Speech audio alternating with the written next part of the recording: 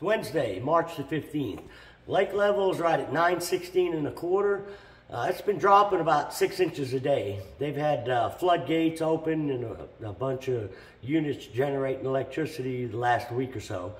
And what that's done, it's pulled a lot of the muddy water out of the rivers where the upper river arms are cleaning it up pretty good.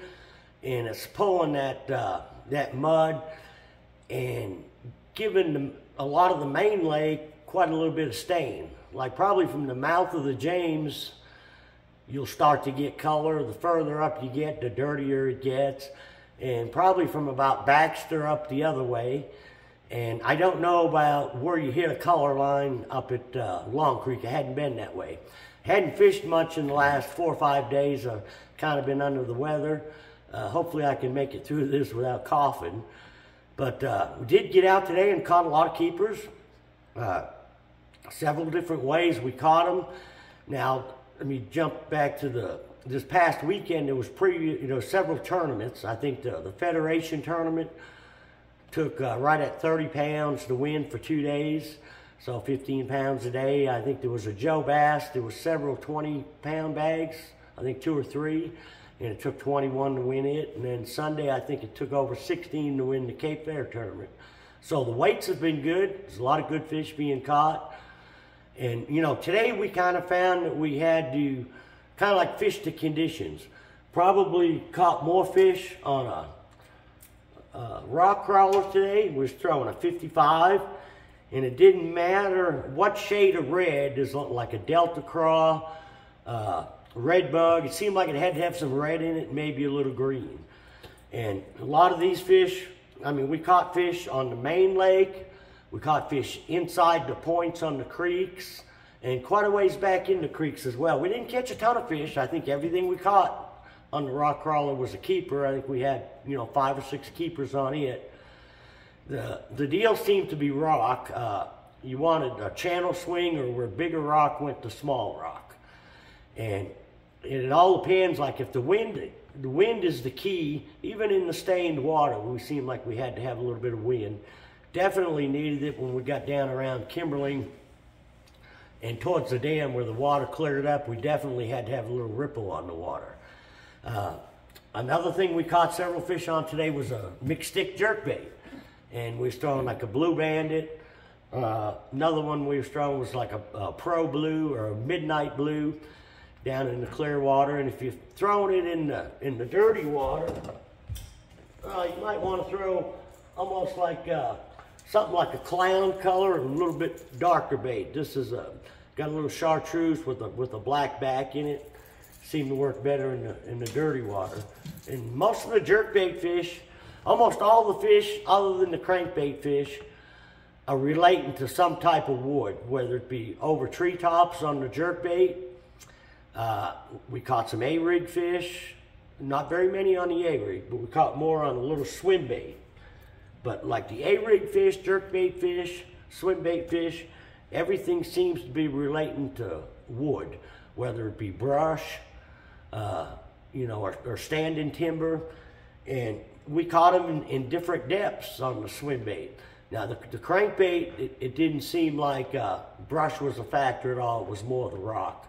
But anything a little bit offshore seemed like the fish were relating more to the timber and the shad. Now, I've seen shad today out as deep as 50 foot, and we caught some fish 35 foot deep on the swim bait. Most of the swim bait fish we caught were 15 to 20 feet deep.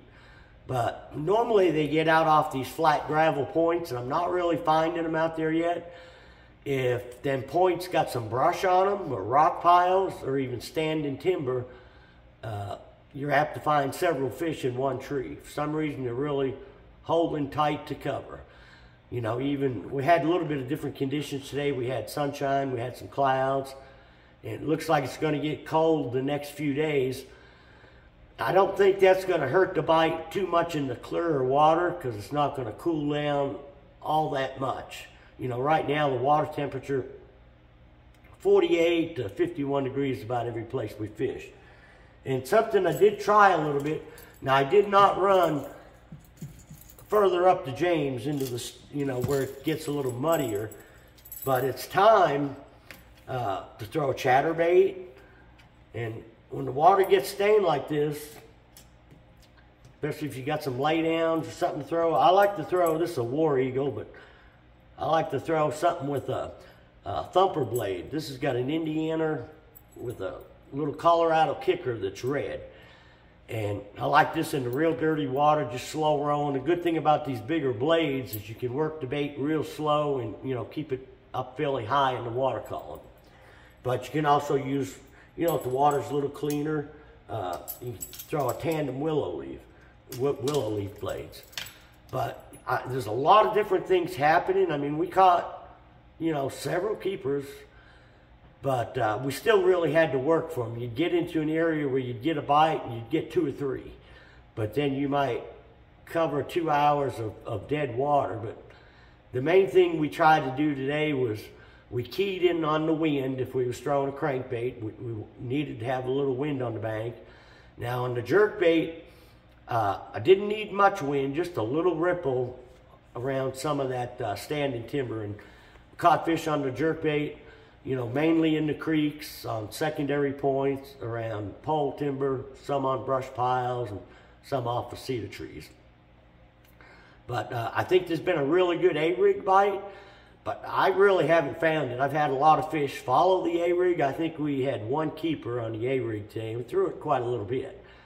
But I know, you know, a lot of these fish being caught in these tournaments are coming on an A-rig. I just haven't figured out exactly what type stuff to throw it on yet.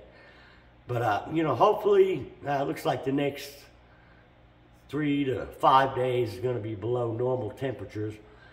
But, I mean, we're not far off from them fish trying to come up and spawn. Usually the 1st of April, we'll start to see some spawners.